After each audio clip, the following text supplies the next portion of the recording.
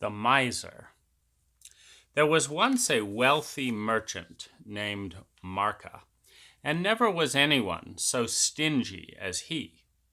One day he went for a walk. On his way he saw an old beggar asking for alms. "For Christ's sake, pious man, give me something." Marca the wealthy passed him by. But a poor peasant who followed him felt pity for the beggar and gave him a kopeck. The rich man felt ashamed, stopped, and said to the peasant, "Listen, fellow countryman, lend me a kopeck. I want to give something to the beggar, but I have no small coins." The peasant gave him a kopeck and asked, "When shall I come to collect my loan?" "Come tomorrow," said the rich man. And so the next day the poor man went to the rich man for his kopeck. He entered the broad courtyard. "Is Marca the wealthy at home?" "He is. What do you want?" asked Marca. "I have come for my kopeck." "Ah, brother, come. "Ah, brother, come some other time. I have no small coins now." The poor man bowed low and said, "I will come tomorrow." The following day he came, and again he was told, "I have no small coins now." The poor man bowed low and said, "I will come tomorrow." The following day he came and again was told, "I have no small coins, but if you have change for 100 rubles, you can get your kopeck. If not, come in 2 weeks." 2 weeks later, the poor man again went to the rich man.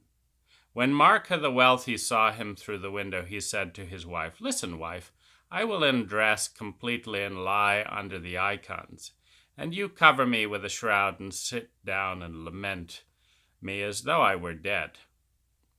When the peasant comes for his loan, tell him that I have died today." The wife did as her husband ordered her. She sat down and shed burning tears. The peasant came into the room and she asked, "What is it?"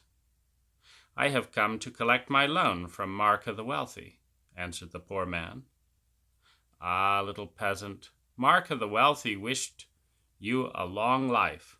He has just died." "May he go to the kingdom of heaven. Permit me, hostess, to do something for him, for my kopeck. At least I can wash his sinful body." Saying this, he snatched a kettle of boiling water and poured it over Marca the wealthy. Marca could barely stand it. He gritted his teeth and jerked his feet. "I don't care whether you jerk. Give me back my kopeck," said the poor man. He washed the body and prepared it for burial. "Now, hostess, buy a coffin and have it taken to the church. I will read the Psalter over him." Marca the wealthy was put in a coffin and taken to the church, and the peasant began to read the Psalter over him. Dark night came. Suddenly a window opened and thieves broke into the church. The peasant hid behind the altar. The thieves began to share the spoils amongst them. They shared everything. Only a golden saber remained, and each one wanted it for himself and refused to yield it to the others. The poor man suddenly jumped out and cried, "Why do you quarrel? Whoever cuts off the dead man's head shall have the saber." At this, Marca the wealthy jumped up beside himself with fear. The thieves were frightened, threw away their money, and took to their heels. "Now, little peasant," said Marca, "let us share the money." They shared it evenly. Both of them got a great deal. "And how about my kopeck?" said the poor man.